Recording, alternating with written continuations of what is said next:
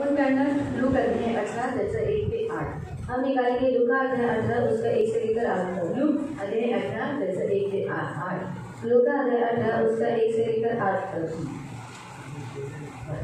त्यांनी सर्वदा प्रार्थना करावी व गरजू नये याविषयी त्याने त्यांना एक दाखला सांगितला। तो म्हणाला, एका नगरात कोणी एक न्यायाधीश होता, तो देवाला भीत नसे व माणसांना जुमानीत नसे। आणि त्याच नगरात एक विधवा होती की त्याच्याकडे वारंवार येऊन म्हणत असे की माझी दाद घ्या व माझ्या प्रतिवाद्यांविरुद्ध माझा न्याय करा। पण काही काळापासून तो ते करीना, परंतु नंतर त्याने मनात म्हटले, जरी मी देवाला भीत नाही व माणसांना जुमानीत नाही, तरी ही विधवा मला त्रास देते, म्हणून मी तिचा न्याय करेन, नाहीतर ती नेहमी येऊन मला अगदी रंजीस आणेल। तेव्हा प्रभूने म्हटले, अन्यायी न्यायाधीश काय म्हणतो ते ऐका। तर देवाचे जे निवडलेले लोक रात्रंदिवस त्याचा धावा करतात, त्यांचा तो न्याय करणार नाही काय? आणि त्यांच्याविषयी तो विलंब लागेल काय? मी तुम्हाला सांगतो, तो त्यांचा न्याय लवकर करील। तरी मनुष्याचा पुत्र येईल तेव्हा त्याला पृथ्वीवर विश्वास आढळेल काय? आपण प्रार्थना करू। गोड पवित्र सेनाधीश पिता, वचनाची वेळ तुझ्या हातात देतो। वचनाच्या द्वारे तू आमच्याशी बोलणारा तो आमचा पवित्र देव आहे।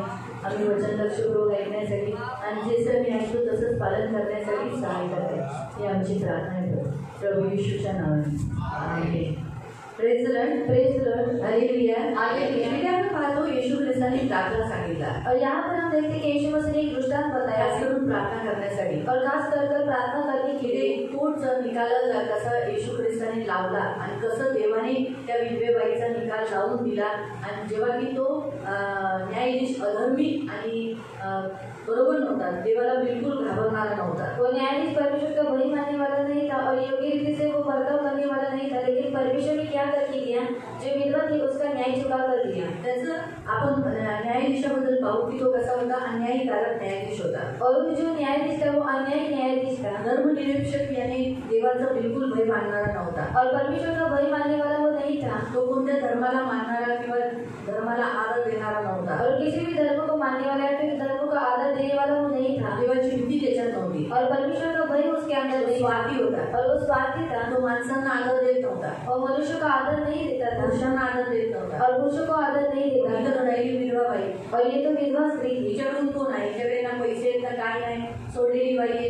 म्हणजे सोडलेली म्हणजे एकतर्फे बघायला गेलं की अनाथच आहे, तिला कोणच नाही तसं। और उसके और से कोई लड़ने वाला नहीं था, उसके पास पैसा नहीं था या फिर कुछ उसके पास ऐसा नहीं था कि जो क्या कर सकता है उसके साथ खड़ा रह सकता। त्याला आज्ञा माहित आहे और उसको आज्ञा मालूम है कि देवावर प्रेम करणं और परमेश्वर के ऊपर प्यार करना, शेजाऱ्यांवर प्रेम करणं और अपने जो पड़ोसी उनके ऊपर प्यार करना। कारण येशू हे जे दाखला सांगतो तो ख्रिस्ती लोकांबद्दल आणि यहुदी लोकांना, इस्रायली लोकांबद्दल सांगतो। म्हणजे इस्रायली लोकांना कायदे माहित आहे और इस्रायली लोगों को नियम मालूम है। म्हणजे याचा अर्थ न्यायाधीशला कायदे माहित आहे और न्यायाधीश को नियम मालूम रहते हैं। आजच्या या युगामध्ये सर्व न्यायाधीशांनाही कायदे माहित आहे और आज के युग में जो न्यायाधीश है उनको भी नियम मालूम, त्यांना का ठेवलेला आहे और उनको क्यों रखा गया, अनाथांचा, विधवांचा आणि गरिबांचा न्याय चुकवण्यासाठी। अनाथांचा, विधवा का और जो गरीब लोग हैं उनका न्याय चुकाने के लिए। त्याच्या विरुद्ध हा कोण होता, ह्याच्या विरुद्ध हा न्यायाधीश होता और उसके इन सबके विरुद्ध में ये न्यायाधीश था। और आपण विधवेबद्दल पाहूया और आज हम विधवा के बारे में देखेंगे। हिच्यामध्ये एक जिद्द होती, मतलब चिकाटी होती और उसमें एक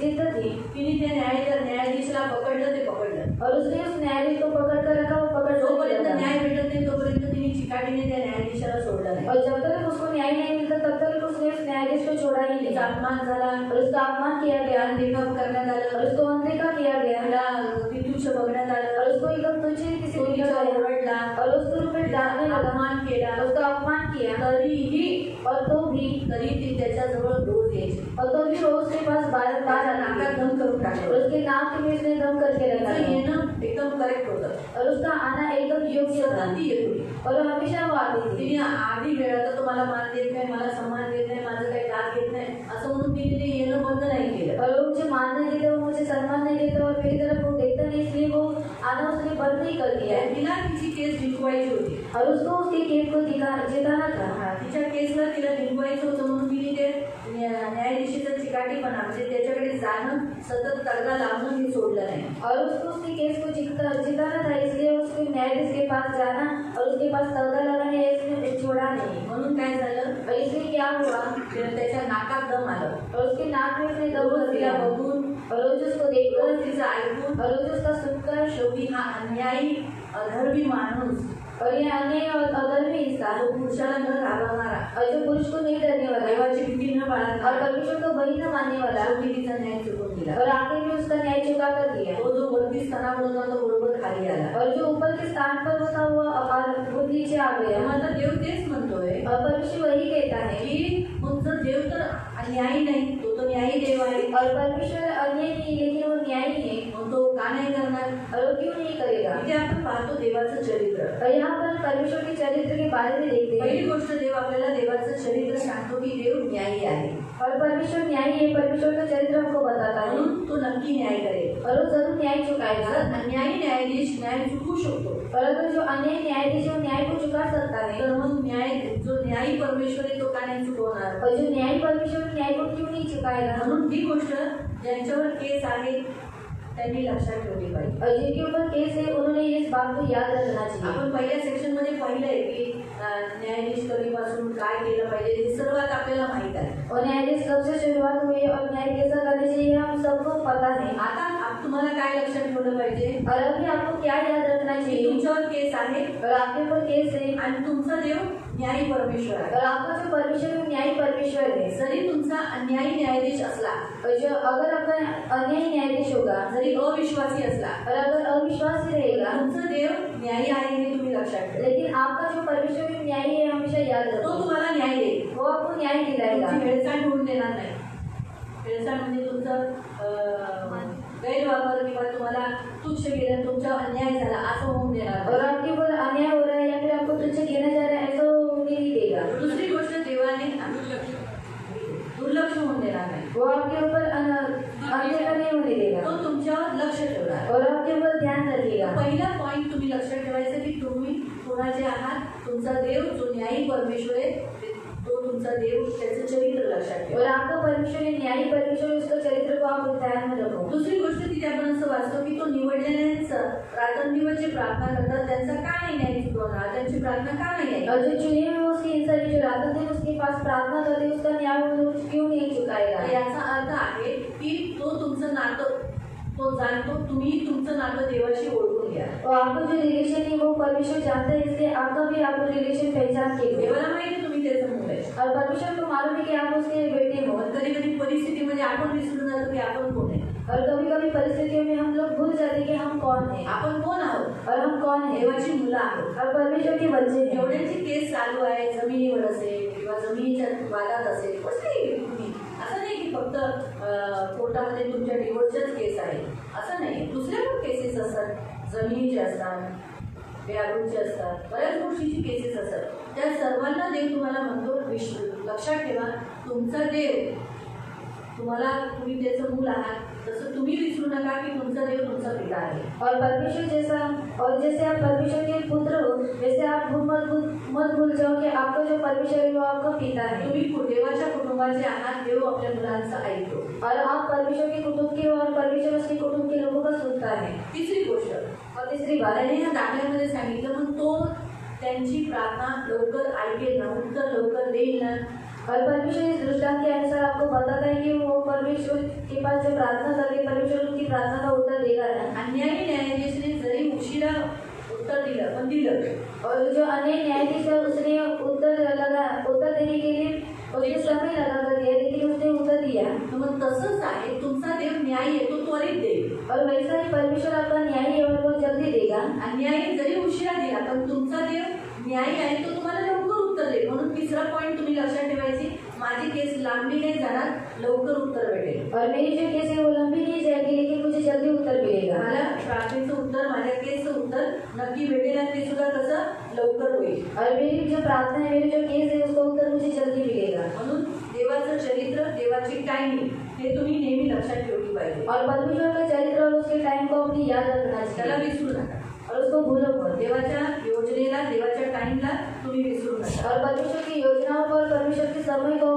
भूल मत जाओ। ही गोष्ट देव तुम्हाला सांगत आहे और ये बात परमेश्वर आज आपको बताता है। म्हणून प्रियांनो लक्षात ठेवा आज देवाची इच्छा काय आहे और आज परमेश्वर की इच्छा क्या है। तुमच्या जे केस आहे तुम्ही त्याच्यात जिंकायचं आहे. और आपकी जो केस कर रही है उसमें आपको जीतना है. आता इथे थोडंसं थांबून और यहाँ पर हम रुककर कालचं जे हॉस्पिटलचं राहिलेलं और कल का जो हॉस्पिटल के बारे में जो तो कल पॉइंट टाकते म्हणजे मग आपण प्रार्थना जायला. और वो पॉइंट मैं आपको बता देती हूँ, मतलब प्रार्थना की ओर जाएंगे. काल आजाराबद्दल आपण पाहिलं और कल बीमारी के बारे में हमने देखा था बऱ्याच गोष्टी पाहिल्या और बहुत सी बातों को देखा कशामुळे आजार येतो. और किसके कारण बीमारी आती है. हॉस्पिटल्स क्लिनिक्स हे सर्व बनवताना लोक मूर्तीपूजा करतात. और हॉस्पिटल या फिर क्लिनिक को बनाते समय लोग मूर्ति पूजा करते म्हणजे हैं. ते त्या गोष्टीला मूर्त्यांना म्हणजे मूर्तीच्या मागे कोण आहे बुद्ध और मूर्ति भूतांना ते समर्पित करतात. और मूर्ति के पीछे कौन है. दुष्टात्मा है, मतलब दुष्टात्मा को समर्पित कर देते हैं. म्हणून त्या सर्व क्लिनिक्स मध्ये हॉस्पिटल्स मध्ये या सगळ्या गोष्टींमध्ये काय असतं भूतांचा वावर असतो. और इसलिए क्लिनिक्स में और फिर हॉस्पिटल में क्या रहते हैं, दुष्टात्मा का वास रहता है. नेहमी लक्षात ठेवा. तो ये हमेशा याद एकदा रखना. तुम्ही दवाखान्यात गेला और एक बार आप हॉस्पिटल में आप गए साध्या क्लिनिक मध्ये गेला या फिर क्लिनिक में गए किंवा हॉस्पिटल मध्ये गेला या फिर हॉस्पिटल में गए तुम्ही सतत जाता. तो बार जाते हो. तुमच्या घरात दुसरा कोण आजारी पडला तुम्ही त्याच्याकडेच जाता. और आपके घर में कोई बीमारी लेना इंजेक्शन मारलं की चांगला बरं होतो. और इंजेक्शन मारने के बाद वो ठीक हो जाता है. त्या बाईचा त्या डॉक्टरचा हात किती चांगला आहे. और उस जो डॉक्टर है उसका हाथ कितना अच्छा है. हा एक मस्त और बहुत अच्छा है. आणि काय होतं मग सतत जावं लागतं. और क्या होता है, बार जाना पड़ता है. बरेचसे डॉक्टर जरी ते डॉक्टर आहेत एज्युकेशन घेतलं आहे तरी सुद्धा ते अंधविश्वास आहे ते जादूटोणाच्या शक्तीला क्रियेला मानतात. और बहुत से जो डॉक्टर है उन्होंने एजुकेशन लिया है लेकिन वो अंधकार की शक्ति को, जादूटोना की शक्ति को मानते हैं. मी तर अशा काही डॉक्टरांना होते त्यांचं सरळ ओपनली भावली आणि मूर्त्या तर ठेवल्याच आहे पण त्या अशा एवढ्या चैतन्याच्या भावल्या जादूटोना करून लावल्या की लोकांनी यावं आणि इथे येऊन सतत यावं. एका आला की म्हणजे पेशंट सतत यावा. और कुछ लोगों ने जादूटोना करके जो डॉक्टर है उसको लगा दिया है कि जो पेशेंट है वो बार आता रहे. म्हणून हे नेहमी लक्षात ठेवा. और ये हमेशा याद रखो ना. जेव्हा काही आपण ते लोक जेव्हा कन्स्ट्रक्शन करतात और जो कुछ वो बनाते हैं त्या टायमालाही जादूटोणाच्या बऱ्याच गोष्टी ते लोक टाकतात. और उस टाइम में जादूटोना की जो बातें रहती है उसमें डाल देते हैं. म्हणून लक्षात ठेवा आपण जिथे जातो तिथे भूतांचा वावर असतो. और हम जहाँ पर जाते हैं वहाँ दुष्टात्मा का वास रहता है. म्हणून मूर्तीपूजाची आत्मा असते. और इसलिए मूर्ति पूजा की आत्मा रहती है. हॉस्पिटलमध्ये क्लिनिक्समध्ये मृत्यूचा आत्मा असतो. और हॉस्पिटल में या फिर क्लिनिक में मृत्यू का आत्मा रहता है. मृत्यूचा आत्मा वावरतो. म्हणून तुम्ही बिना प्रार्थनेचे हॉस्पिटलमध्ये गेलात तर लक्षात ठेवा तुम्हाला दुसरा आजार पकडतो. काही दिवसांनी तुम्हाला आजारी येऊ शकतात किंवा तुम्हाला मृत्यूचा अटॅक येऊ शकतो. और आप प्रार्थना न करते हुए आप जब हॉस्पिटल में जाते हैं तो मृत्यू का आत्मा आप पर हावी हो सकता है या फिर आपको तकलीफ में से गुजरना पड़ता है. बिमारीचा आत्मा आजाराचा आत्मा म्हटलं असतो. और बीमारी का आत्मा वहाँ पर उठता रहता है. एक आजारातून तुम्ही बरे झाले पण त्या दवाखान्यात गेल्यानंतर दुसरा आजार तुमच्याकडे वाहवत येतो आणि तुम्हाला दुसरा आजार लागतो. और एक बीमारी से आप लोग चंगे हो जाते हैं लेकिन उस हॉस्पिटल में जाने के बाद आपको और दूसरी बीमारी भी लग जाती है और फिर से वहाँ पर जाना पड़ता है. डॉक्टर बनून झालं और पेट का दर्द मुझे ठीक हो गया. मला जुलाब होतो. और मुझे अभी जुलाब लगे हैं. अरे डॉक्टर ताप तो गेला माझा और बुखार गया अभी. आता ती सर्दी झाली. और अभी सर्दी हो चुकी है.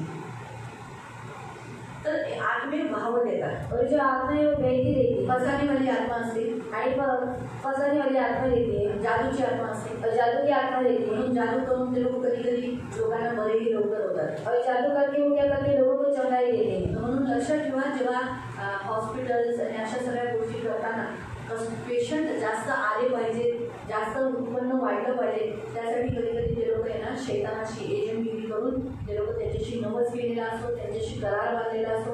वर्षातून आम्ही तुम्हाला एवढे आत्मे देऊ तू फक्त आमच्या हॉस्पिटलमध्ये येणाऱ्याला प्रत्येकाला बरं केलं पाहिजे.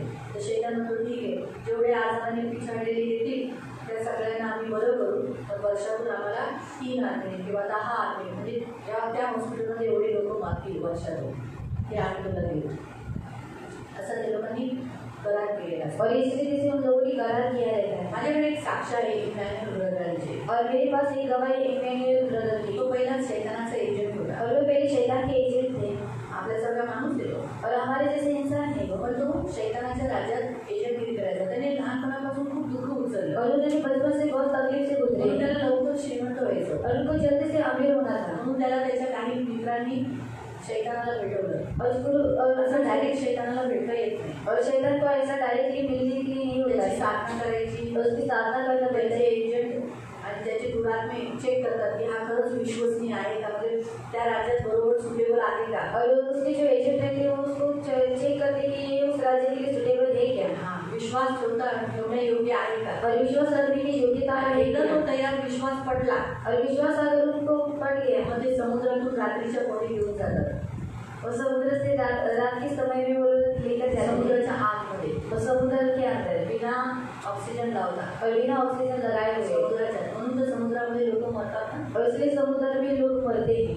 तर तिथे बऱ्याच त्या गोष्टी त्याच्यामध्ये दिले, कशी साधना भेटते, कसे दुरात्मे भेटतात, कसं त्याने शैतानाला भेटलं आणि कसं ती विद्या प्राप्त केली। और उसमें बहुत सी ऐसी बातें को दिखाया जाता है कि कैसे दुष्ट आत्मा को मिलते हैं या फिर उसकी कैसी साधनाएं की जाती तो है। आपल्या भारतातून तो अमेरिकेला जायचा शरीर इथे ठेवून, और हमारे भारत में वो शरीर रखकर अमेरिका में जाता था, तो जपानमध्ये जायचा बिना आपलं शरीर भारतात ठेवून, और हम अपना जो शरीर है वो भारत में रखकर वो जापान में जाता था। अशा रीतीने आत्म्याने तो जायचा, आत्म्याने तो जादूटोणा करायचा, आत्म्याने कुणाच्या घरात घुसून कुणालाही मारायचा। और इस तरीके से वो आत्मा से जाता था, आत्मा से जादूटोना करता था, आत्मा से किसी भी घर में जाकर वो क्या करता था, हत्या कर देता एक था। दिवस त्याला पीटर नावाचा एक फ्रेंड मिळाला और एक दिन उसको पीटर नाम का एक दोस्त मिला, तर त्याला तो आवडला नव्हता, और उसको अच्छा नहीं लगा था। कारण त्याच्यापेक्षाही सामर्थ्याचे काम त्या पीटर करत होता, लोकांना येशूबद्दल सांगत होता आणि लोक त्याचं ऐकत होते, लोक बली होत होते, हे बघून त्याला जळण झालेली। और पीटर क्या करता था, सामर्थ के काम करता था प्रभु की शक्ति के द्वारा, और उसको जलन होने लगी कि मुझसे सामर्थ के काम करता है। कुठेतरी जाणीव झाली की त्याच्या शक्तीत आणि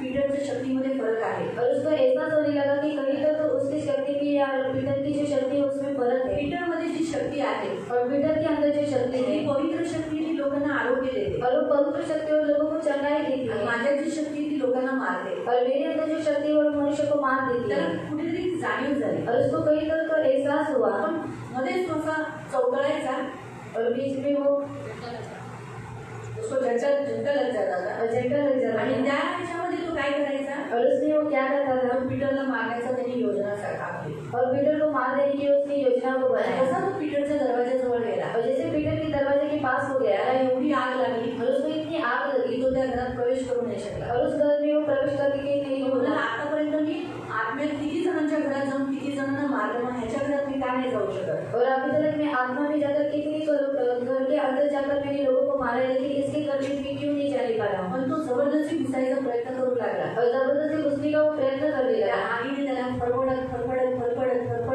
असा रुडा करून अगदी त्याच्यातली काही शक्ती राहिली नाही अशी, आणि त्याला खेचत त्या आगीने सरळ, तेव्हा जसं तो आगीने खेचला जात होता त्याच्यातले एक दुरात्मे आतून जे ते भरलेला होता ते बाहेर निघायला लागले। और जैसे वो आग के द्वारा खींचा जा रहा था, उसमें से जो दुष्टात्मा थी वो निकल कर बाहर जा रही तो थी। रक्त बंबाळ झाला, कारण त्याला फरफटत नेण्यात आली, ते आगीने त्या स्वर्गदूताने त्याला फरफटत नेलं आणि येशू ख्रिस्ताच्या समोर टाकलं। और यीशु मसीह के सामने उसको फेंक दिया। शून्य, काही ताकद नाही, मुला उभा राहू शकत नाही असा झाला। और शून्य, कुछ भी उसमें ताकत नहीं थी और खड़ा नहीं हो पा रहा था। त्याने डोळे उघडून फक्त समोर पाहिलं तर फक्त प्रकाश दिसत होता। और उसने जब आंखों को खोला तो सामने उसके प्रकाश दिख रहा था।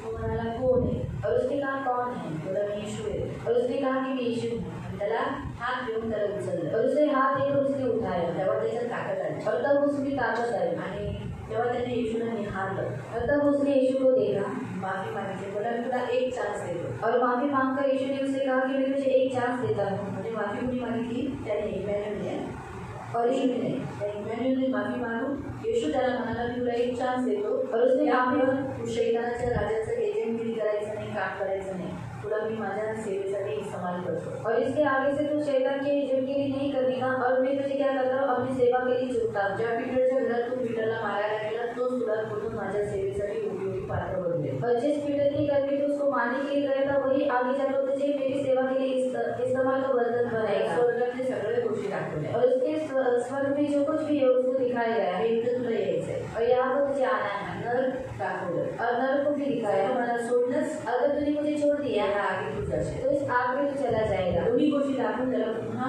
सोडण्यात आलं। मैंने दोनों बातों को उसको दिखाकर छोड़ दिया। सर्व दुरात्मे त्याच्या दरवाजावर होते, और जो दुष्टात्मा थी उसके दरवाजे जेवढे में गेले गेले, त्याच्या शरीरातून और जितने उसके शरीर में से चली गई थी, ते कासवाच्या रूपात और कचरे के रूप में त्याच्या दारातून आतून घुसत होते, दाराच्या खालून पटीत आणि त्याच्यातून येत होते.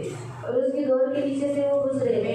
मेंढ्यांच्या रूपात आत येत होते, और भेड़ियों के रूप में वो अंदर आ रहे थे, सापाच्या रूपात आत येत होते. और सांप के रूप में वो अंदर आ रहे थे। ते वाट बघत होती कधी हा मला म्हणतो या घुसाल. और वो राह देख रहे कि कभी ये मुझे कहते हैं कि तुम अंदर आ जाओ। तो म्हणाला नाही, और उसने कहा नहीं, आता तुमचा माझा संबंध नाही. और आज से तुम्हारा और मेरा संबंध नहीं है। ते सगळे दुरात्मे उभे राहिले. और जो दुष्टात्मा थे वो खड़ी हो गई। ते म्हणाले आम्हाला तू सोडू शकत नाही, एकदा आमच्याशी नातं जोडलं की तुला आयुष्यभर आमच्याशी आहे, तुझं प्राण आम्ही नरकातच घेऊन जाऊ शकतो, तेवढी अथॉरिटी आम्हाला आहे, म्हणून तू आता आमच्याशी बांधलाय, आम्ही तुला सोडणार नाही. और तो आज हमसे बंधा हुआ है, इसलिए मैं हम तुमको छोड़कर नहीं जाएंगे, और तेरे जो प्राण है हम लोग अधोलोक में लेकर जाएंगे। जसे ती त्याच्या आत घुसायचा प्रयत्न केले, और जैसे उसके अंदर उसने घुसने का प्रयत्न किया, येशूच्या आगीने त्यांना प्रवेश करून दिला. और प्रभु यीशु मसीह की जो आग थी उन्होंने उसको प्रवेश करने के लिए नहीं दिया। पळाले और वो भाग गए। म्हणजे वाट बघत होते की कधी पीटर हा इमॅन्युअल आम्हाला आत बोलवतो. और राह देख रहे थे कि कभी इमानुएल हमको अंदर में खूप टॉर्चर केले, और खूब तकलीफ त्याला खूप बनवलं. और पीटर ने उसको बहुत बनाया। त्याने सांगितलेलं की एजंट का बरेचशी लोक, जगातली खूप सारी लोक शैतानाकडे हॉस्पिटल्स, मोठ्या मोठ्या बिल्डिंग, कॉन्ट्रॅक्ट एक करण्यासाठी, धंदा सक्सेस होण्यासाठी, आपलं वकालत चांगली चालण्यासाठी किंवा कोर्टात आपले चांगली केस जिंकण्यासाठी असे बरेच जण शैतानाजवळ येतात आणि ते शैतानाशी करार करतात. और धंधा अच्छे रीति से चलने के लिए या फिर हॉस्पिटल अच्छे रीति से चलने के लिए या फिर जो केस है वो जीतने के लिए लोग क्या करते हैं, शैतान के पास आते हैं। म्हणून मी तुम्हाला सांगू शकते की त्याच्यात तसं लिहिलेलं आहे की वर्षाला आम्ही तुला एवढे आत्मे देऊ आमच्या हॉस्पिटलचे, पण आमचं हॉस्पिटल नंबर 1 झालं पाहिजे, चांगलं चाललं पाहिजे, खूप उत्पन्न झालं पाहिजे. और साल में हम तुझे इतने आत्मा को देंगे और जो हमारा हॉस्पिटल वो नंबर 1 बनना चाहिए और अच्छे रीति से चलना चाहिए।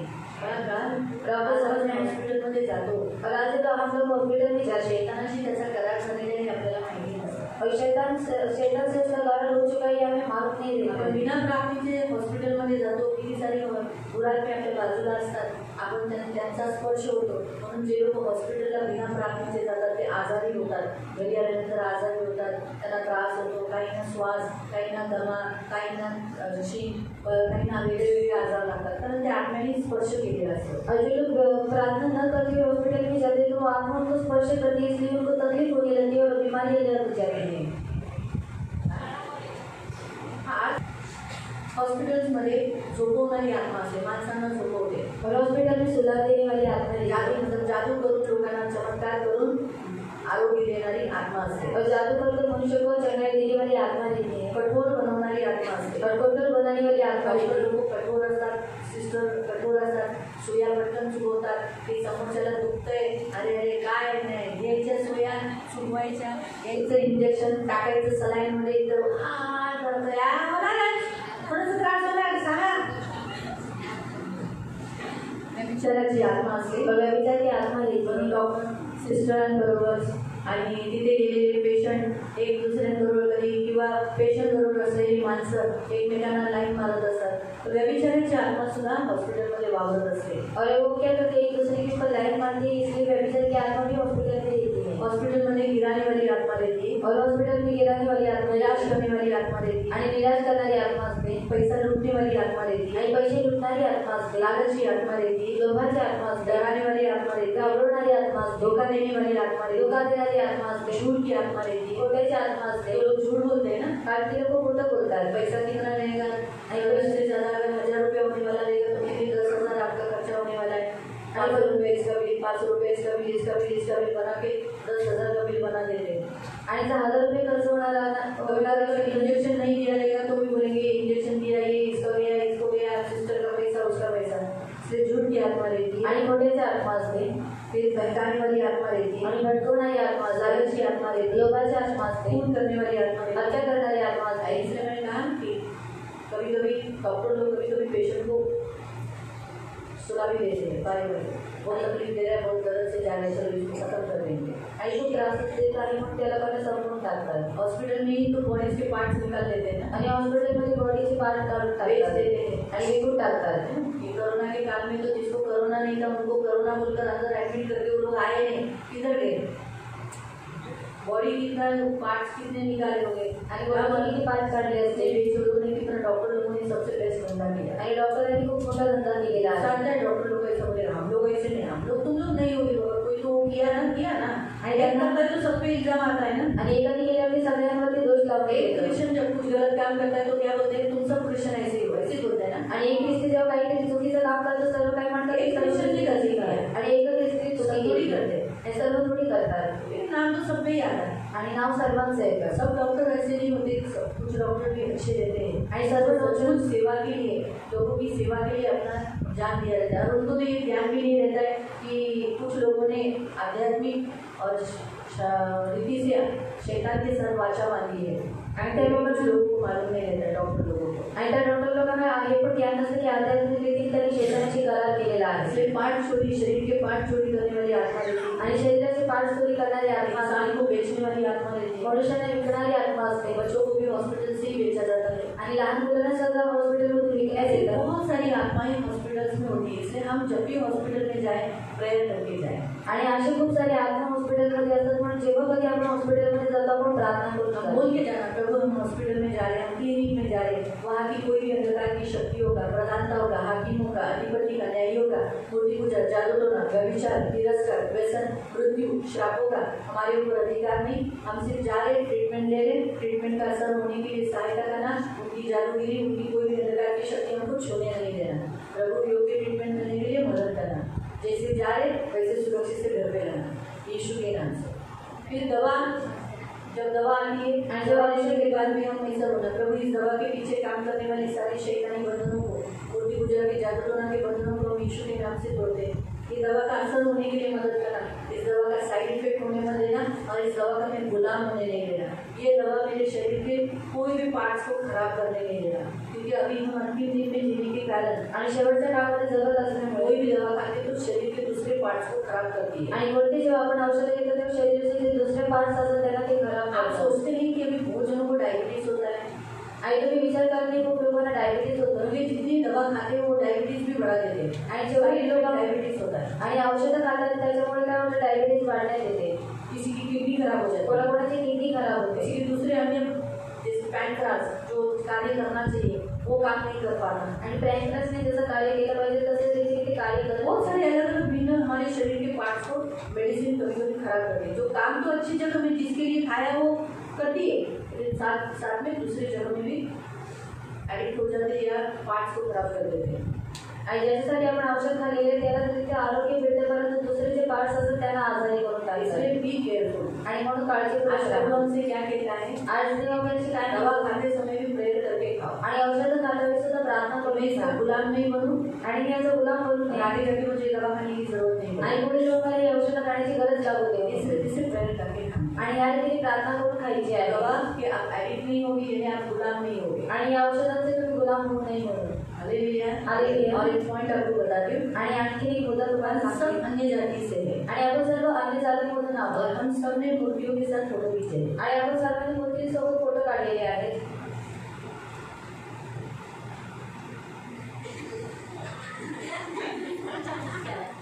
नहीं करे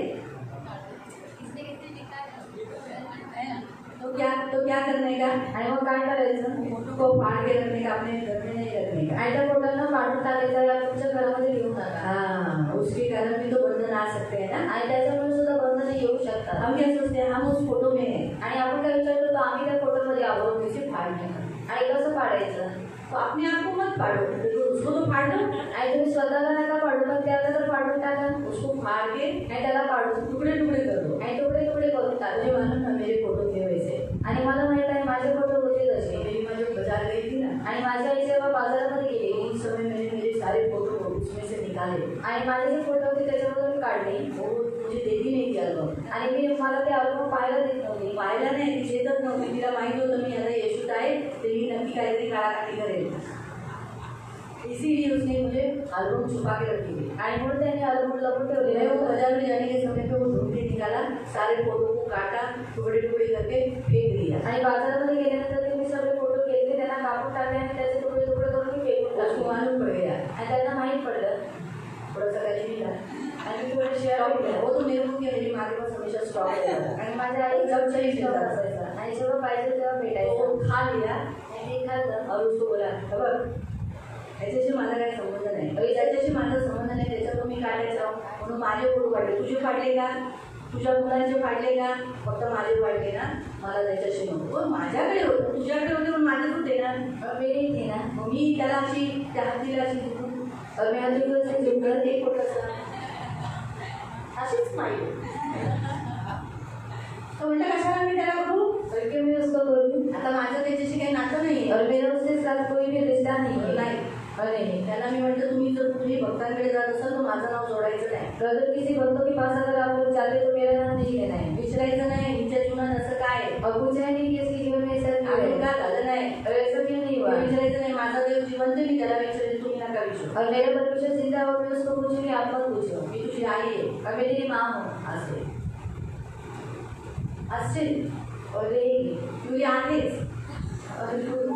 पण म्हणतात ह्या गोष्टी तुझं माझं नातं नाही. लेकिन इस बारे में तेरा माझ्या आयुष्याला माझ्या माझ्यापेक्षाही जास्त जर तू आईला, वडिलांना, भाऊला, बहिणीला प्रेम केलं तर तू माझ्या योग्य नाही.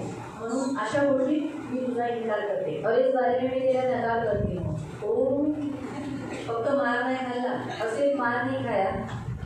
बस तेवढं झालं. शिवाय डिलिव्हर नाही. और जो गालियाँ तो डिगभर खाई. त्याच्यात एका नातेवाईकाला मुसलमानी म्हणून ओरडली. और जो हमारे रिश्तेदार है मुसलमान, इसलिए उसको चिल्लाए.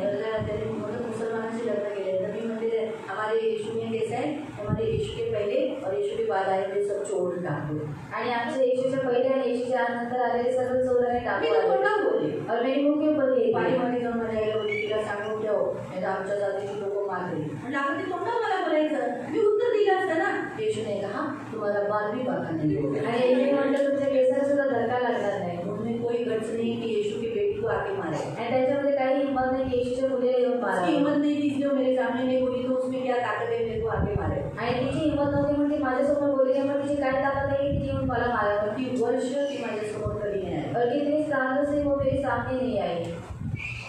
जो कुछ है मुंह पे बोलना. आणि जे काही तोंडावर यीशु के बारे बोला. में कभी भी मुंह पे बोला. पीठ पीछे बोलने से अच्छा है मुंह पे बोला. आणि येशूच्या बाबतीमध्ये तुम्ही तोंडावरती बोला, पाठीमागे बोलण्याच्या पेक्षा तोंडावरती बोललेलं चांगलं इसलिए आहे. अपने अगर ऐसे फोटो रहेंगे तो फाड़ डालो. आणि म्हणून जर असे काही फोटो असतील तर तुम्ही काढून हो गए टाका. तो निकाल दो. आणि घरामध्ये असतील तर काढून टाका. पति के साथ आपने तो जब तू जाएगी ना मैके में, मैं भी इतनी मैं जब मैके गई तब मेरी किया ये कारज करना.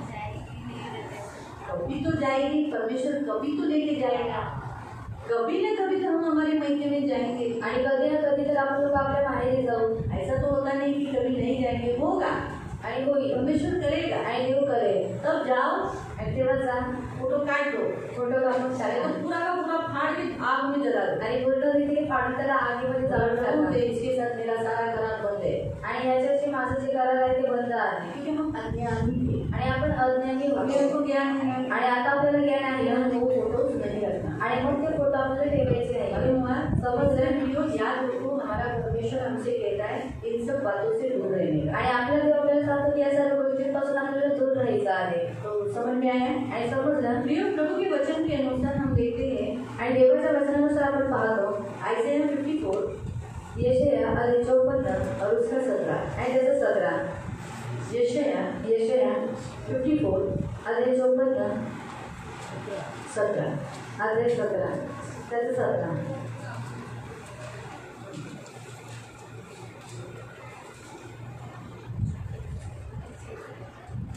तुझ्यावर चालवण्यासाठी घडलेले कोणतेही हत्यार तुझ पर चलाए हुए सारे हथियार तुझ्यावर चालणार नाही. तुझ पे चलेगा नहीं. तुझ्यावर जितना भी तेरे लिए तुम्हारे लिए हथियार बनाए वो सफल नहीं होगा. तुझ्यावर आरोप ठेवणाऱ्या सर्व जीवांना तू दोषी ठरवशील. हाँ, जो लोग आप पर झूठा इल्जाम लगाते हैं, मुकदमा लड़कर आपके विरुद्ध में, जैसे मैंने बोला ना, वो सब झूठ बोलते हैं. तो जितने झूठे इल्जाम लगाए हैं उन पर क्या होगा. तू त्या जीवांना दोषी ठरवशील. उन जबानों को, उन लोगों को तुम दोषी ठहराओगे, लेकिन तुम उनके झूठ के कारण, उनके दोष के कारण झूठे नहीं ठहरोगे, दोषी नहीं ठहराए जाओगे. परमेश्वराच्या सेवकांचे हेच वर्तन आहे. हाँ, जितने मुद्दे तेरे विरुद्ध नालिश करते हैं, मुकदमा लड़ते, तू उन सब में जीत जाएगा. तू हारेगा नहीं, तू विजयी पक्ष है. इसलिए तुम जब कोर्ट में जाते हो, हाकिमों के सामने, न्यायाधीशों के सामने, किसके भी सामने, चिंता मत करना कि क्या बोलेंगे क्या करेंगे। आणि जेव्हा तुम्ही कोर्टामध्ये जाता, न्यायाधीशाच्या समोर जाता, तेव्हा तुम्ही चिंताग्रस्त होऊ नका की त्यांच्यासमोर काय बोलायचं। यीशु पहले ही बोला था, लूक अध्याय 12 उसका 11 और 12 में पढ़ सकते हैं। आणि लूका अध्याय 12 त्याचा 11 आणि 12 मध्ये वाचू शकता। लूक अध्याय 12 लूका अध्याय 12 उसका 11 और 12 में कहा है, त्याचा 11 न्यायाधीश के सामने खड़े हो जाओ। आणि जेव्हा तुम्ही न्यायाधीशासमोर उभे राहा, हाकिमों के सामने खड़े हो आणि जाओ, हाकिमांसमोर उभे राहा, वकीलों के सामने खड़े हो आणि जाओ, वकिलांसमोर उभे राहा, बड़े अधिकारियों के सामने खड़े हो मोठ्या जाओ। अधिकाऱ्यांसमोर तुम्ही उभे राहा। डरो मत क्या बोलना है। आणि घाबरू नका की काय बोलायचं आहे। पवित्र आत्मा तुम्हारे अंदर से खुद बात करे आणि पवित्र आत्मा तुमच्यामधून स्वयं बोलेल। वो समय परमेश्वर का समय होता है, आणि ती वेळ देवाची वेळ असते। इसलिए डरो मत। आणि म्हणून घाबरू नका। परमेश्वर आपका न्याय करने वाला है, आणि देव तुमचा न्याय करणारा आपको आहे। जय देगा, तुम्हाला विजय देईल। आपको हर क्षेत्र में जय देगा। आणि तुम्हाला प्रत्येक क्षेत्रामध्ये तो जय देईल। तो अभी हम प्रार्थना करेंगे आणि आता आपण प्रार्थना करूया कि हम जितने लोगों की केस चालू है, आणि जेवढ्यांचे केस चालू आहे, जमीन का है, जमिनीचे आहे, या कुछ भी है, किंवा काही वचन क्या कहता है, वचन काय म्हणतं, जय दूंगा। आणि जय देईल। तो फिर प्रभु जय देगा। आणि मग जय देईल। Hallelujah, hallelujah. करेंगे प्रार्थना। करूयात प्रार्थना। आओ खड़े हो जाए। या आपण लोक उभे राहूया।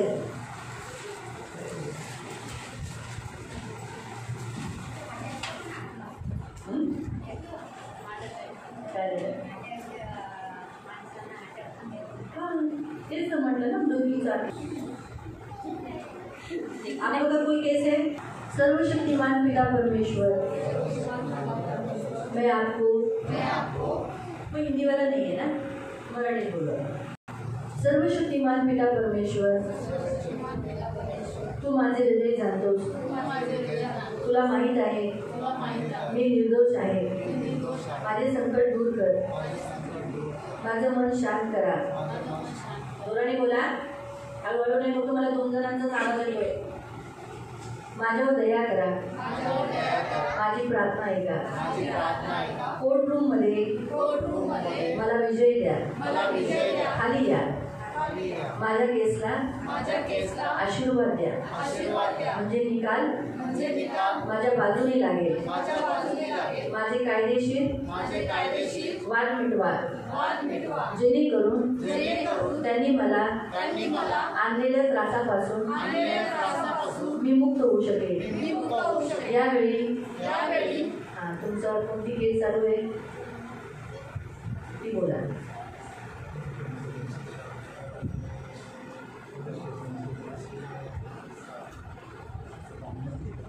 सर्व कायदे माझ्या बाजूने काम करून द्या। हे माझ्या धार्मिकतेच्या देवा, मी जेव्हा हाक मारतो तेव्हा तू मला उत्तर देतो।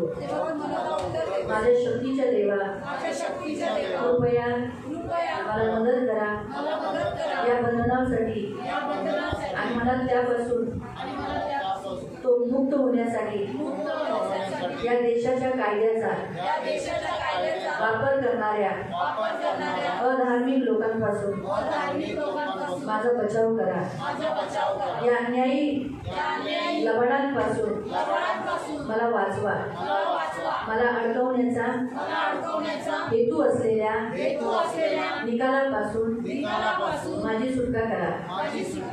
मला या आरोपापासून आणि गृहीतकांपासून मुक्त करा।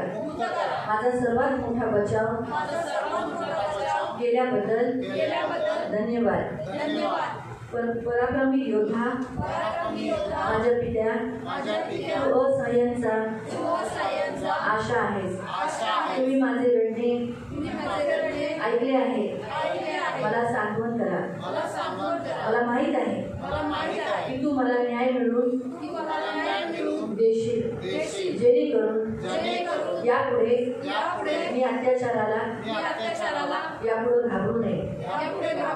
पिता, मला तुझी आता पूर्वीपेक्षा जास्त गरज आहे। मी जिथे जाईन तिथे तू माझ्यासोबत आहेस हे मला माहीत आहे। मला माहीत आहे की तुम्ही या न्यायालयीन खटल्या दरम्यान कोर्ट रूम मध्ये माझ्यासोबत आहे। मी एकटा नाही, मी एकटी नाही। माझ्याबरोबर तू आहे. माझ्या न्यायालयीन विजयाचे कारण तूच होशील. विनम्रपणे तुझ्या समोर येतो. पिता, माझे कान तुझं माझ्या प्रार्थनेकडे तुझे कान दे.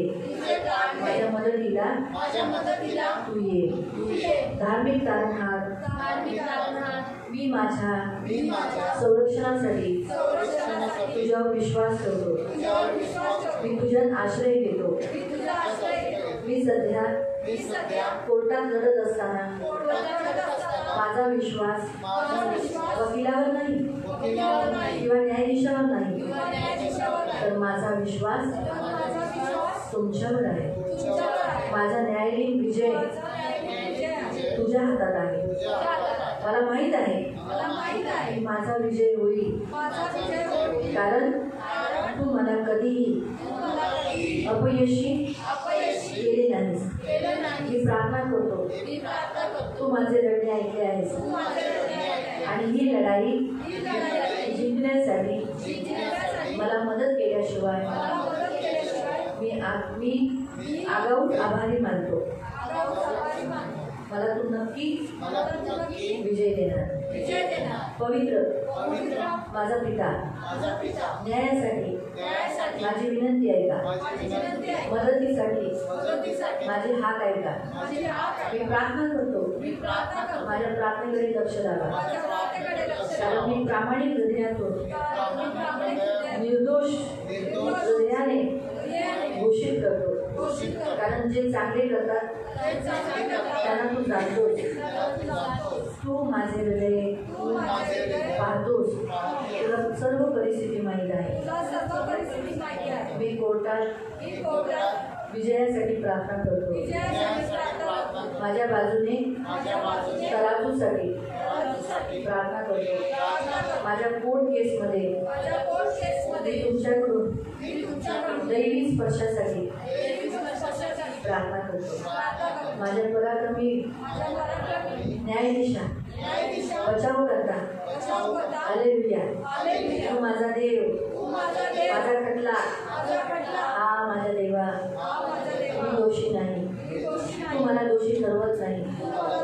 तू माझा न्याय करतोस. माझ्या सर्व परिस्थितीत तू माझा न्याय घोषित करतो. मी न्यायालयीन विजय घोषित करतो. मला माहित आहे सर्व प्रकरणावर तुझं नियंत्रण आहे. म्हणून मी प्रार्थना करतो, माझ्या निकालावर तुमचा दैवी मार्ग आहे आणि माझे निर्दोषत्व न्यायाधीशासमोर, जो आता माझा समोर न्यायाधीश आहे, त्याच्यासमोर उघड करा.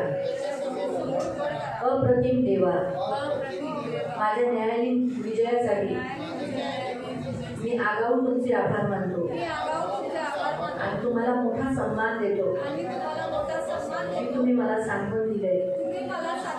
माझ्या न्यायालयाची केस हरवण्याची खात्री जी विरुद्ध पार्टीची आहे, त्याचा सेट तुम्ही केला आहे.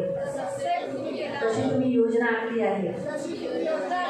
मला विजयाची कोर्टरूम मध्ये तुम्ही घोषणा केली आहे आणि माझी पण घोषणा आहे. आणि तुम्ही कोर्टरूम मध्ये माझी प्रतिष्ठा, माझी शांतता पुनर्संचित करण्याची तुम्ही घोषणा केली आहे. मी हारणार नाही, कारण तू माझ्या कोपऱ्यास लढत आहे. सर्वशक्तिमान देवा, मी तुझ्या समोर येतो, आनंदाने गातो, कारण तू माझा खडक आहे.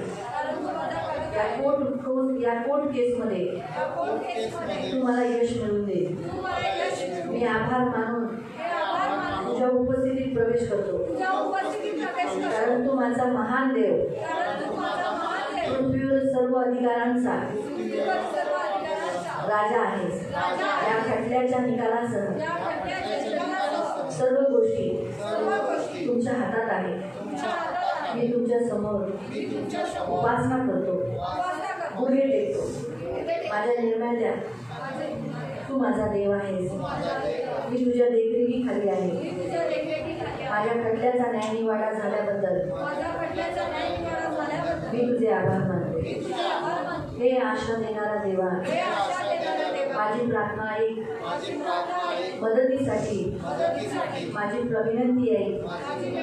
माझ्या संकटाच्या वेळी माझ्यापासून दूर जाऊ नको. ऐकण्यासाठी खाली वाग. मला त्वरित उत्तर दे, कारण मी तुला कॉल करतो. माझे हृदय आजारी आहे. मी न्यायालयाच्या प्रकरणामुळे माझी भूक गमावली आहे. न्यायाधीशांस माझ्या बाजूने निकाल देतील का, या विचाराने मी रात्री जागतो.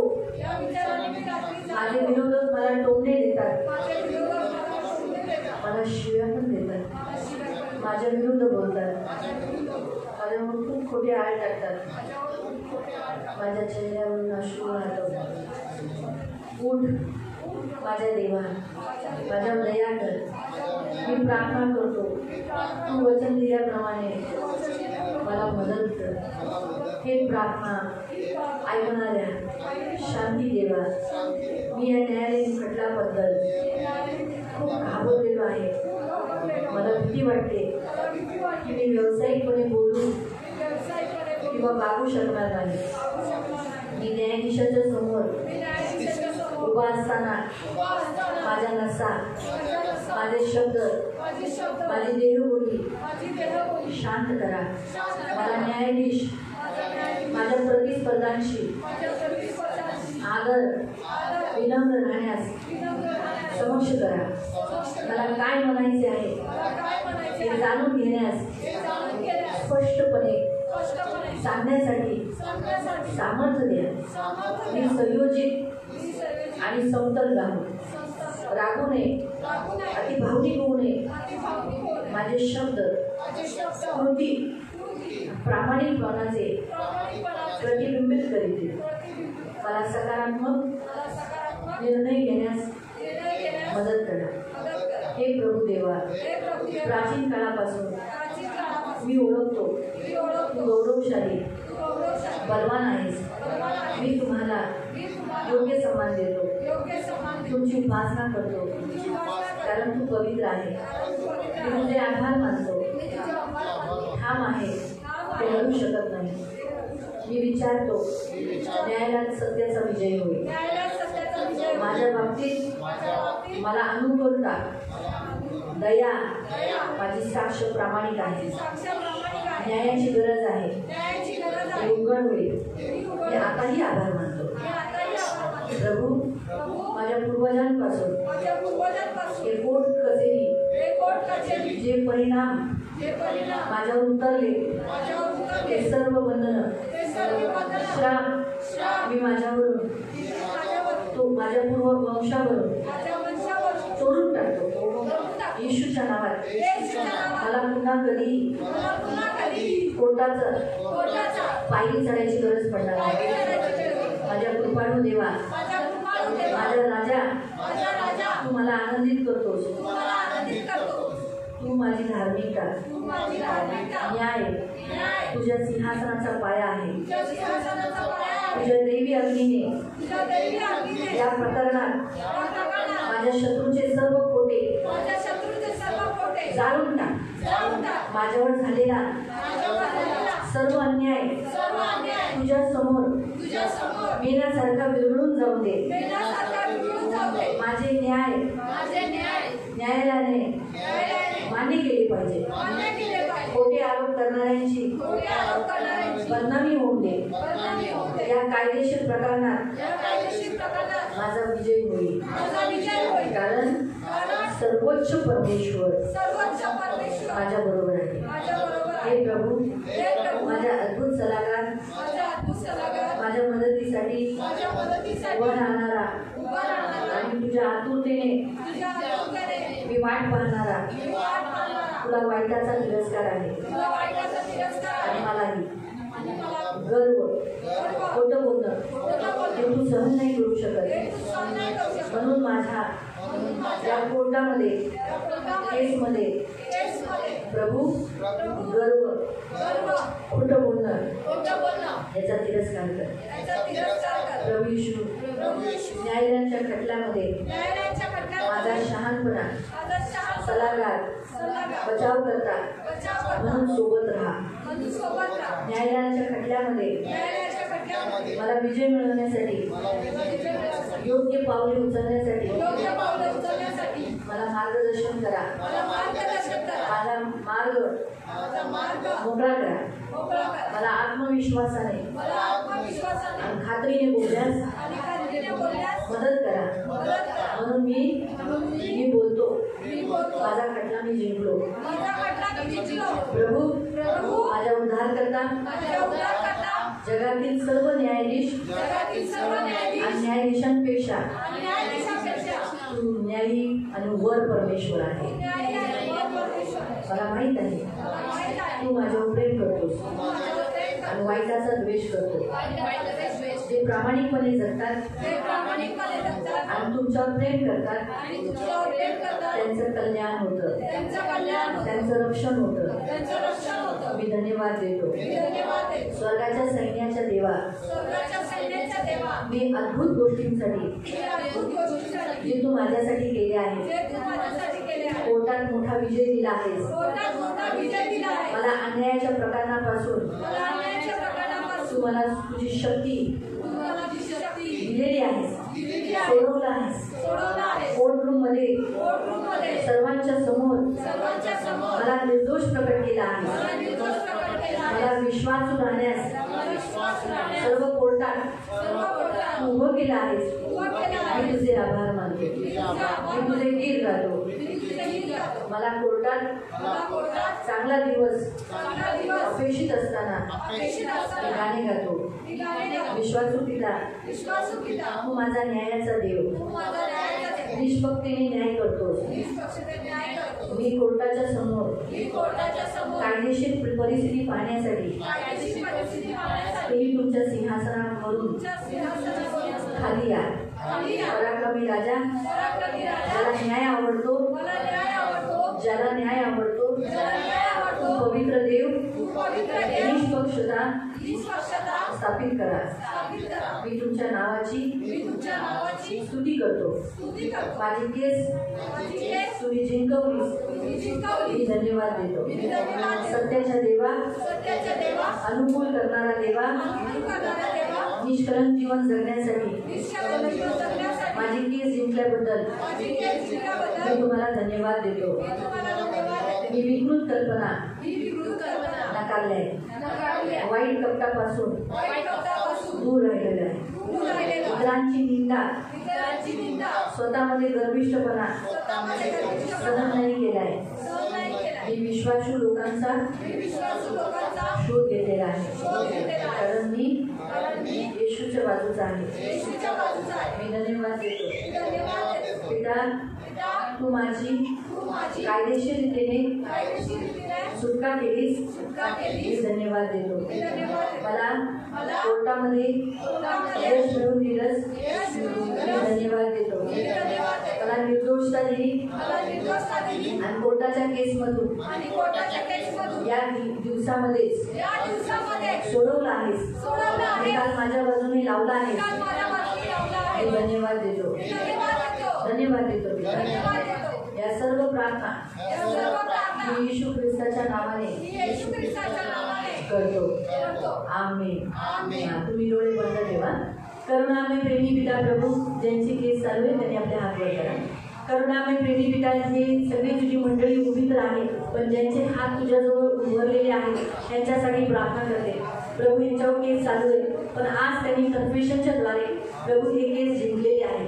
जसं तुझं वचन म्हणतं, जितने मुद्दे तेरे विरुद्ध नालिश करेंगे उन सब में ये जीत जाएंगे. तो प्रभु ये जीतेंगे. ये आज के बाद लंबा इनका केस नहीं जाएगा. इनका वकील, इनका न्यायाधीश, ये सभी इनकी तरफ से रहेंगे और जल्द से जल्द इनकी तरफ से निकाल लगेगा. और प्रभु तू इनको न्याय देगा. तू इनका पिता परमेश्वर है. तू इनकी तरफ से न्याय देने वाला इनका पिता परमेश्वर है. इसलिए हम धन्यवाद देते हैं पिता. राजाओं के राजा मेरे महान पवित्र सेनाधीश पिता, हम आपको कोटि कोटि धन्यवाद देते। मेरे खुदावंद परमेश्वर प्रभु, इन सबको प्रभु आपके हाथों में देते मेरे पिता।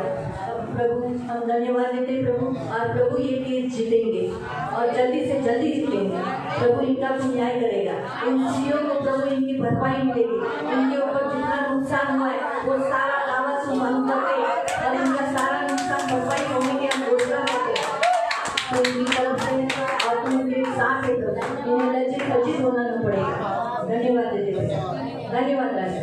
और इनके अगेंस्ट में जितने कोर्ट में प्रभु इनके अगेंस्ट में जितनी दुष्टात्माएं काम कर रही है, हम उन्हें बांधते हैं और इनके केस को विलंब करने वाले, लंबा खींचने वाले और इनको हराने के लिए काम करने वाली आत्माओं को हम बांधते हैं, उन्हें पकड़ते हैं और उन्हें आज्ञा देते हैं इनके केस में कोई भी दखल अंदाजी नहीं करे। तुम्हारा कोई भी कार्य आज के बाद होगा नहीं। हम तुम सबको अदालत में भेज देते हैं और पवित्र आत्मा को रिलीज करते हैं। पवित्र आत्मा इनकी केस जिस कोर्ट में चालू है वहाँ तो इनका न्याय करना और प्रभु इनको विजय देने के लिए मदद करना, ये हमारी प्रार्थना है। धन्यवाद देते हैं यीशु के नाम से, आमीन। अभी हम प्रार्थना करेंगे दूसरों के लिए। अभी हम सब प्रार्थना करें। प्यारे पिता, प्रभु यीशु के नाम से हम आपके सामने आते हैं। प्रभु जिन जिन भाई बहनों की केस चालू है, हम उन सब भाई बहनों के लिए मध्यस्थी करते हैं। उनका केस मिट जाने के लिए, विजयी होने के लिए सहायता करना। इनका वकील इनको धोखा न दे। इस कोर्ट में इनकी केस है, उस कोर्ट की सारी बुरी आत्माओं को हम बांध देते हैं और उन्हें निर्जन स्थान में नहीं अधोलोक में भेज देते हैं। उनकी जगह वहीं पर है और आज के बाद कोई भी बुरी आत्मा उनके केस में दखल अंदाजी नहीं करेगी। इनका न्याय करने वाला न्यायाधीश प्रभु हम प्रार्थना करते हैं उनको आप कंट्रोल में ले लो और इनकी तरफ से न्याय करने के लिए उस न्यायाधीश का मन बदलो, वैसा मुझसे बना दो। ये हमारी प्रार्थना है प्रभु, ये सब केस जीतने पाए और कभी हारेंगे नहीं, क्योंकि इनका पक्ष विजयी पक्ष है और आज के बाद हमेशा विजयी होगी और वापस इन्हें कोर्ट में कभी जाना नहीं पड़ेगा। हम भी कभी कोर्ट की मारे में या उसकी सीढ़ी कभी चढ़ेंगे नहीं। हमें कोर्ट कब पाएगी, हमें कोर्ट की सीढ़ी कभी चढ़ने नहीं देना। हम कभी भी ऐसे मामले से दूर रहे। जब तेरे बच्चे हैं, हम चर्च की ड्यूटी पे कदम रखते हैं, हम चर्च की सीढ़ी चढ़ते हैं। तो जो चर्च की सीढ़ी चढ़ता है उसको कोर्ट की सीढ़ी और पुलिस स्टेशन की सीढ़ी चढ़ने की जरूरत नहीं। हमारे पैर परमेश्वर की सीढ़ी चढ़ते हैं, उसके मंदिर की सीढ़ी चढ़ते हैं। आत्मिक रीति से भी हम उसके राज्य की सीढ़ी चढ़ रहे हैं। इसलिए इस संसार में हॉस्पिटल की, पुलिस स्टेशन की, कोर्ट की हमें सीढ़ी नहीं चढ़ना है। हमारी इच्छा भी नहीं है और हम डिक्लेयर करते हैं हम नहीं चढ़ेंगे, क्योंकि हमारे पैर परमेश्वर के राज्य में चलते हैं। हम वहाँ खुश है। एक दिन भी हमने मिस नहीं किया। हम हर संडे को हफ्ते के एक दिन में हम परमेश्वर की सीढ़ी चढ़ते हैं। इसलिए प्रभु हमें इन सारी सीढ़ियों की जो संसार की है और विपत्ति लाती है, दुख लाती है, दर्द लाती है, कष्ट लाती है, बदनामी लाती है, वो सीढ़ी हम नहीं चढ़ने वाले।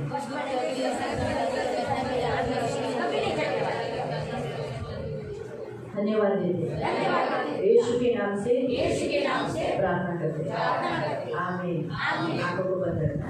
पवित्र पवित्र करुणा में प्रेमी पिता प्रभु यीशु के नाम से प्रभु हमने जैसे डिक्लेरेशन किया कि हम कभी भी प्रभु इन संसार की सीढ़ियों को नहीं चढ़ेंगे और हमें जरूरत भी नहीं प्रभु, इसकी जरूरत नहीं। हम बस प्रभु की सीढ़ी चढ़ते हैं ना, उसके भवन की सीढ़ी चढ़ते हैं, हमारे लिए यही काफी है प्रभु। इसलिए हमारा पैर कभी भी नहीं चढ़ने देना। रही बात कि उन्होंने जिन लोगों के लिए मध्यस्थी किया प्रभु, उनकी भी प्रभु हम प्रार्थना करते हैं, इनकी भी प्रभु पैर कभी आगे से कोर्ट की सीढ़ी, पुलिस स्टेशन की सीढ़ी और प्रभु हॉस्पिटल की सीढ़ी चढ़ने नहीं देना। इनकी सुधि लेना, इनकी रक्षा करना प्रभु, और हमेशा आत्माओं से लड़ने के लिए तू सहाय करना, इनकी रक्षा करना प्रभु यीशु के नाम से आमीन। केसचा जल्दी निकाल लगने के लिए आणि केसचा लवकर निकाल लागण्यासाठी प्रभू आपको आशीष दे। प्रभु तुम्हाला आशीर्वादित करू। कल बुधवार है आणि उद्या बुधवार आहे। करुणा में प्रेमी पिता प्रभु यीशु के नाम से प्रभु हम आपके सामने आते। आज हम सारी स्त्रियां प्रभु पवित्र पिता एकत्रित होकर प्रभु हम इन बच्चों के लिए और इन पुरुषों के लिए हम प्रार्थना करते हैं प्रभु। हम मिलकर एक मन से एक चित्त होकर मिलकर प्रार्थना करते हैं कि प्रभु इन्हें कभी हॉस्पिटल की पायरी चढ़ने की जरूरत है, इन्हें कभी भी पुलिस स्टेशन में जाना पड़ रहा है और ये किसी केस में फंसे हुए हैं और इनके ऊपर कोई झूठे एग्जाम डाले गए हैं या किसी गलत एग्जाम में ये फंसे हुए, आज के बाद इनकी जिंदगी में कभी मत होने देना। इनके पूर्वजों का सारा श्राप यीशु के नाम से तोड़ देना। पिता पुत्र पवित्र आत्मा का अधिकार घोषित कर देना। मूर्ति पूजा का, जादू टोना का, व्यभिचार का, तिरस्कार का, व्यसन का, जोड़े बंद सारे पाप का अधिकार तोड़ देते और पिता पुत्र पवित्र आत्मा का अधिकार घोषित करते और आपके सर्व सामर्थ्य लोग चले जाते। तो इनकी ढाल, इनका कवच, इनका प्रभु, इनका स्वामी, इनका गढ़ जोड़े बंद कर, जोड़े बंद कर।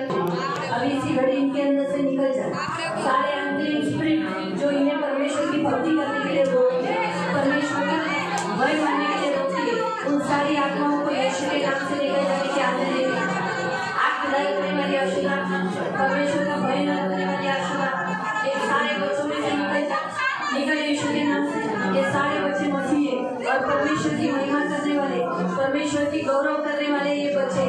इसी कारण से एक भी बच्चा है आज जितने ये सब बच्चों के द्वारा जीवन में जितने लोगों के बच्चे, उन सबको मुक्त कर, उन सबको छुटकारा घोषित कर, उन सबके अंदर छुटकारा घोषित कर और आपके सर्व सामर्थ्य लोग चलेगा यीशु के नाम से। प्रभु इन सब बच्चों को अभी इसी घड़ी इनके सारे पूर्वजों के श्राप, इनके पूरी पीढ़ी का उतारा श्राप और सारी कुर्सी न करना, इस बात को यीशु के नाम से निकाल देते, यीशु के नाम से उनके छुटकारा घोषित करते और आपके सर्व